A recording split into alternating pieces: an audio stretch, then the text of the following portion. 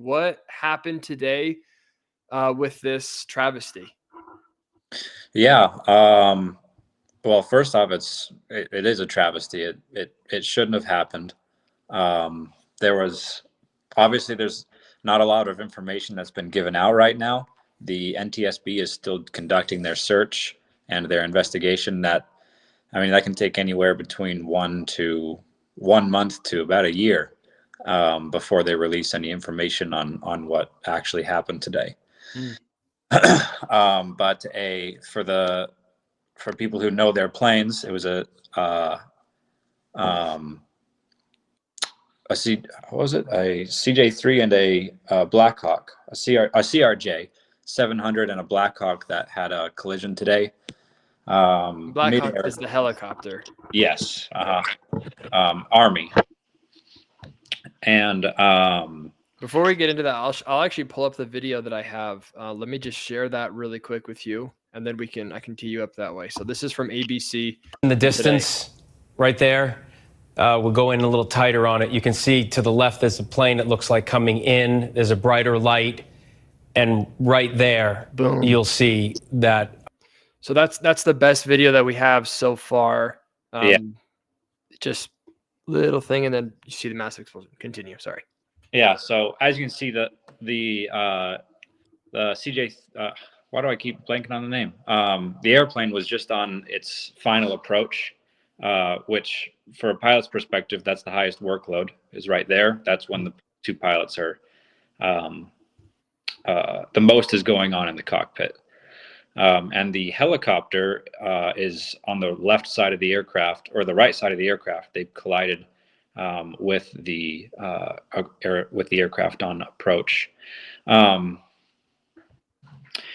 Like I said, it's a travesty on multiple levels. Obviously, for the people that it happened to and the family and their families, but for the on the FAA side, on the regulation side, it's going to change quite a bit as well. Yeah, I mean, this is the largest. I think they said this is the largest accident from any kind of transportation standpoint since like 2001, and we haven't had a serious accident like this since 2009. Yeah, so it's been a long time since something like this has happened. So what kind of regulations have changed in the past because of things like this, and what do you expect will change in the future? Yeah, so the last one, 2009, that was the Colgan air crash. 70 plus people died in that one. And there was some regulation changes to what exactly a co-pilot and pilot have to be doing during the final approach, which is what happened on this one as well. In that specific one, the pilot and co-pilot seemed to be a little distracted during their approach, which, when it's a day in, day out kind of job, can get it's a little understandable. But it's no longer that way. During your approach, you have what's called a sterile cockpit. There's no other distractions, and you're focused solely on landing the aircraft. And I have no doubt that the two pilots today had a sterile cockpit. Again, like you were saying, I don't have all of the information about this, but from what I can tell, on the outsider's perspective, this seems to be at the fault of the helicopter pilot. Yeah, that's what I was hearing today, is that the plane that was coming in basically did everything it should have. And from what I was reading, the air traffic controllers were basically telling both parties that the other one existed, right? Yep. And so do we know what happened with the helicopter? Do we know what they did wrong? Yeah, so I listened to the recordings for ATC. It was about a 15-20 minute listen. And the air traffic controller was doing... For those who don't know, what is ATC? Air traffic control. That's what it stands for. Okay. They're the guys that are on the ground, and they help maintain separation between... So you heard what they were actually saying? Yeah. Oh, wow. If you want to go and look at what was actually being said during the time, then you can go ahead and look that up. It's fairly easy to find. Wow. I didn't know that. No, but the air traffic controller, he was doing his job beautifully, maintaining separation, and he asked the helicopter pilot to maintain visual separation, which essentially means that he establishes visual contact with the aircraft that's ahead of him. Mm-hmm. He remains outside of that aircraft's comfort zone, I guess you could say. How big of a distance is that? You generally want to stay about a mile away. That's Wow. usually the safest, because I mean, that aircraft that was coming in on final, he was going at speeds of anywhere between 150 to 100 to 200 miles an hour. Yeah. And the helicopter itself was probably going anywhere between 70 to 120 miles an hour. And you do the math, if you're doing head on at those speeds, 1 mile ends up only being a couple of seconds. Right. So the air traffic controller asked the Black Hawk helicopter pilot to maintain visual separation Mm-hmm. from final, to which he responded, "I have the aircraft in sight." But then shortly after that, there was the midair collision. Wow. So from what we can assume happened, is he likely saw in that video, there was the aircraft that was up ahead that he collided with that was smaller, and then there was a larger light, which was another aircraft in the area.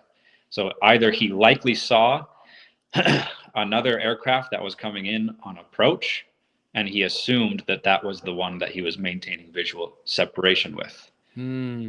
Or the other problem that could have happened was, and this is probably where the laws are going to change quite a bit, but he was asked to maintain visual separation at night, which poses quite a few hazards, especially if the aircraft that he collided with, behind that aircraft was city lights or stars or anything that creates a bright light.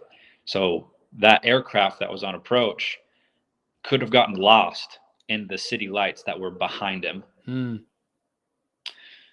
So in terms of laws and regulations, it's likely that visual separation will no longer be a thing. Interesting. At least at night or during the daytime? At night, at the very least, yeah. I mean, it makes sense that it sounds like what's really interesting is that through the last basically 15 years, 150 million flights have traveled in the country and nothing like this has happened.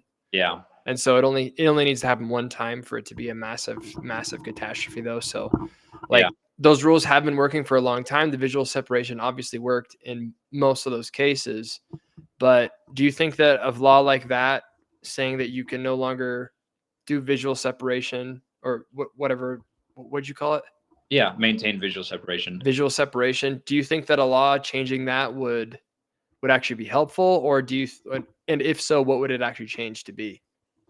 Oh yeah, it would definitely be helpful. It could pose a lot of problems with like training for student pilots who are trying to build hours and stuff like that. But on terms of one of the busiest airports in the world, like something like this should have been implemented a long time ago. And just to give also a kind of a little bit of background about this particular airport, I think it was about 7 or 8 months ago, Congress went to the airport and they were essentially asking for the ability to have more aircraft come into this airport, and the airport denied Congress's appeal. But Congress overrode their denial, and they allowed for aircraft to come in. Interesting. So these guys that work in ATC, like, they've got to be on their game. And from what I can tell, the guy today, he was. So from your perspective, the people at air traffic control really didn't do anything wrong? I don't think so. Okay. It seems like he was doing the job correctly, what I could hear. on radio. And it sounds like the helicopter. I mean, I don't know how, like you mentioned, if you're flying at night and there's a million lights all around you, and there's one plane over here and there's another plane over there, and they say maintain visual separation, he might have thought that he was separating himself from this one, and in reality, it was this one he had to do. Is Yeah. there a way that that's usually like communicated, or is it just? Oh yeah, sounds something like Daniel Fillmore 123 maintain visual separation from aircraft 3 nautical miles at your 11 o'clock 500 feet high. And you would respond, and this is what the helicopter pilot responded to as well: I have the aircraft in sight, will maintain visual separation. Interesting. That's very interesting. So yeah, I don't know, like, if he knew where it was, he knew the elevation, he knew the plane, what happened? Yeah, I mean, your guess is I hope NTSB is going to be able to find stuff. Do you have any like, when will that update happen? Do we have any idea of like when the investigation will start to actually produce fruit? I mean, it seems like it's obviously a big case, and Trump commenting on it as well. It seems like it'll be a little bit faster. NTSB will kind of kick it into high gear. I hope so. Because what would annoy me the most is if this is a piece of tragedy in news, and then we forget about it next week. Yeah. Which is what happens with the news, is like something really crazy will happen, and then it's just like a week later, it's kind of like, yep. And like, we should know what happened. We should know what happened tomorrow if we can. Like, those are questions that need to be answered quickly, because now how many people are terrified to use this airport, and how many people are now scared to get onto planes, when in reality, flying is like the safest way to get around. Yeah. So we got to figure it out quick, and we got to figure it out and do it right. And so you have confidence. You think that they'll do it faster than usual? Yeah. I mean, within the week, probably not. But hopefully it'll be within the month. These investigations take a lot of time. Yeah. There's a lot to actually go through. Not only on, ATC side, but on the maintenance side, on the air carrier side, and the military's involved now too. There's a lot of red lines they got to pass through. Yeah, true, because the helicopter that hit the plane was part of the military, and so there's several different. Yeah. It would be sad if the ATC guys got booted for this, because it doesn't sound like they did anything wrong. At least from what we know. Maybe they did, but we don't know. Yeah, I don't know. It's going to be interesting to see what happens. It's likely that this will be one of the last nails in the. Oh, Riley, you froze there for a second. Can't hear you, Riley. We have lost Riley for a minute. I'm going to take him out, and I'm going to try to bring him back in. Riley, can you hear us? We cannot hear you, Riley.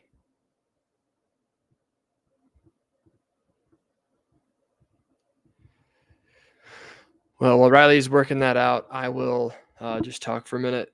I have confidence, more confidence now than I did before, that we will get to the end of this, because one of the interesting stories that's come out in the last couple of days is about the drones that were over New Jersey. New Jersey had all these drones coming over, and people were theorizing that it was the Iranians, that it was the Chinese, it was the Russians, it was our own government spying on us, all this stuff. And the Biden administration never told us what it was. But I think the very first week, or the first time that Carolyn Leavitt, the new press secretary for the president, came out, she said definitively what the drones were. They were American drones and other enthusiasts, and it was nothing to worry about. That wouldn't have been hard for Biden to say. It really wouldn't have been. So hopefully Trump can get to the bottom of this and either create some new laws to protect against things like this, or get rid of those who were incompetent that are responsible for it. So I'm going to see if we can bring back Riley, see if his audio is working. Riley, can you hear us? I got nothing on you. Try to exit out of the program and then come back in. Okay, we're going to see if we can't get Riley to join us back in a second. If he can't, then I'll just do it on the phone. Riley, can you hear us? Hey, there you go. All right. We're back. I'm not sure what happened there. Yeah, that was weird. So we were talking about your confidence in the Trump administration being able to get this done quickly, maybe not within a week, but at least within a month. And one of the questions that I've been thinking about recently, there have been quite a few reports from the aviation world that say that near collisions have actually been increasing dramatically. That in the last 5 or 10 years, there has been more very close calls than ever before. And one of the reasons that they were saying this is because there's a huge staffing shortage of pilots. And so I've known you now since we were 15, so 12 years. And throughout that time, you've been flying pretty much since I met you.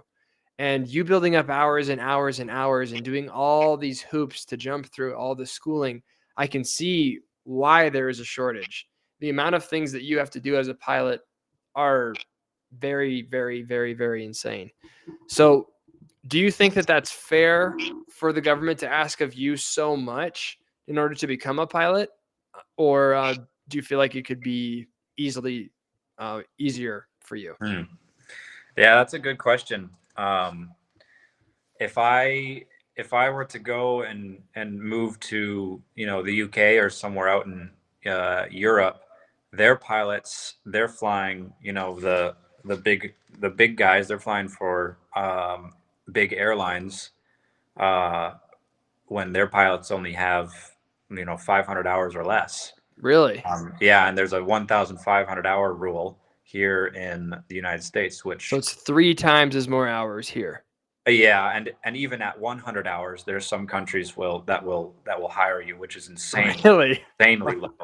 Insanely low. That seems low. Maybe 500 is closer to what we'd want. Yeah. I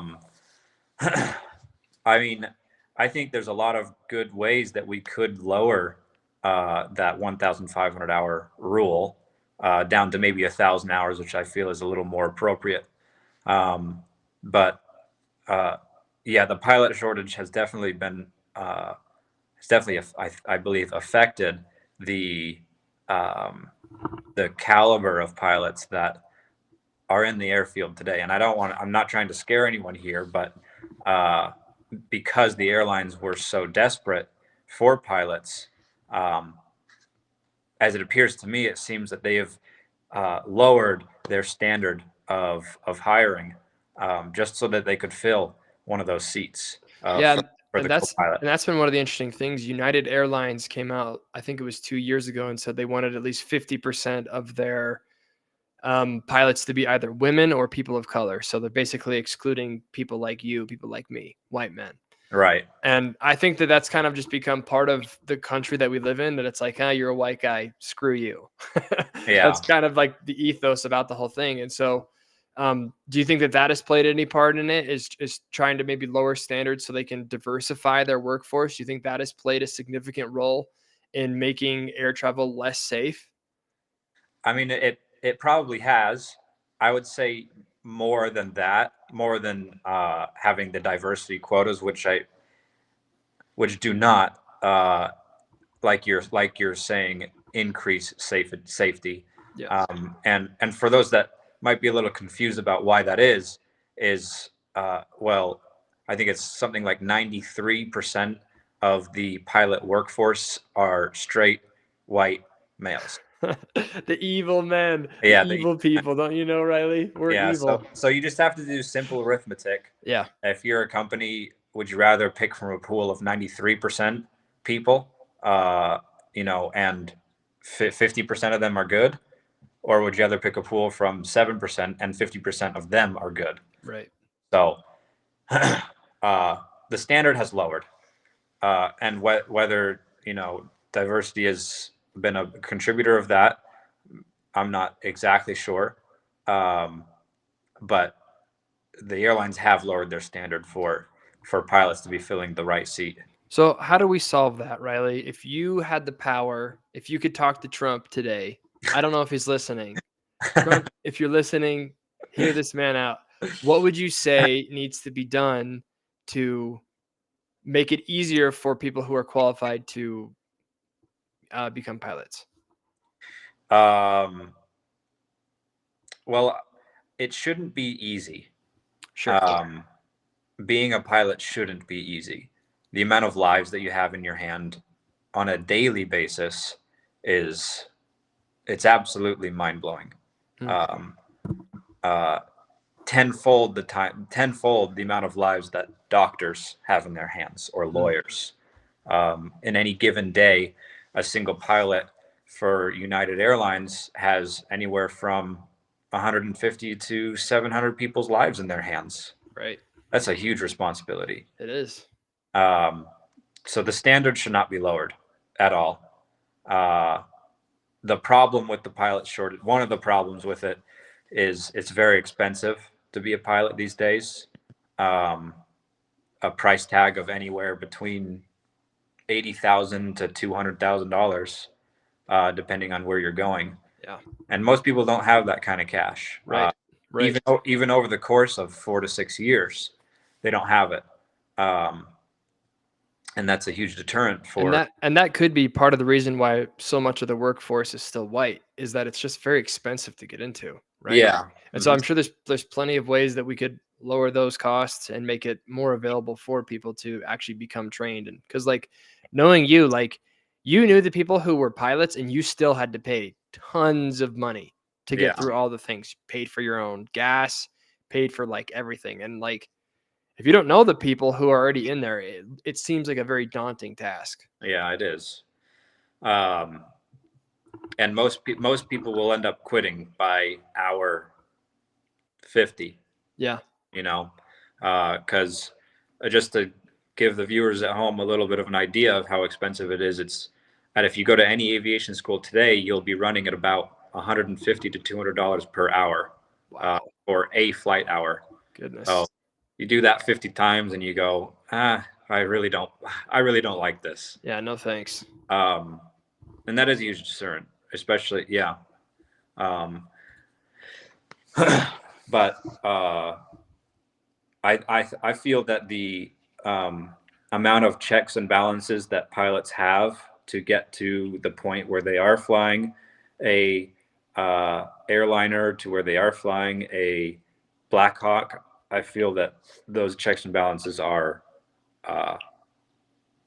in good place, are in a good place right now. But you can't avoid these kinds of things with aviation. It's nearly impossible. There's going to be some kind of error somewhere. And that might be the truth, is that like every person did what they were supposed to, and it was just the 1 in 150 million, random thing. Yeah. That it, like, eventually if you flip a coin enough times, it will land directly on its side. Yeah, Although that's not probably won't happen in your lifetime if you do it, but yeah, eventually there's a possibility for it. Yeah. And you look at the amount of, airlines crashing in the 1950s and 60s and 70s versus today, it's absolutely astounding. It's absolutely astounding. Like, tenfold the amount of crashes, midair collisions there were back in the day than there are today. Interesting. The amount of technology we have is improved quite a bit. And today, well, that's good to hear. Yeah. And today was a double whammy. That's why I'm saying it's going to change a lot of things with law. Because not only were there 70 people that were killed, and it was a tragic accident, but it was also a mid-air collision, which are extremely rare these days. Yeah, that's even more rare. I think I saw this thing that said that you're much more likely to damage your aircraft on the ground than you are in the air. Absolutely. Yeah. Yeah. Which I guess makes sense. There's more obstacles. Right? Yeah. Well, it's crazy, man. So Trump, if you're listening, let's see if we can't get that 1,500 down to 1,000. Yeah, What do that you would say? help. You know what? I'm gonna do it like he would do it. Trump, you gotta listen to me carefully, very carefully. Do 500 hours, 500. That's it. And then what he'll do is he'll meet me halfway, and we'll get to 1,000. I think 1,000 sounds reasonable, just to make it so that, I mean, because if you have to pay for 1,500 hours and it's 250 hours on average each, I mean, that's, an astronomical amount of money. You could get a smaller job at 300 hours, but still, it is a lot of money. Yeah. Well, Riley, you're a flipping genius. You know more about planes than anybody, so I'm grateful that you took the time.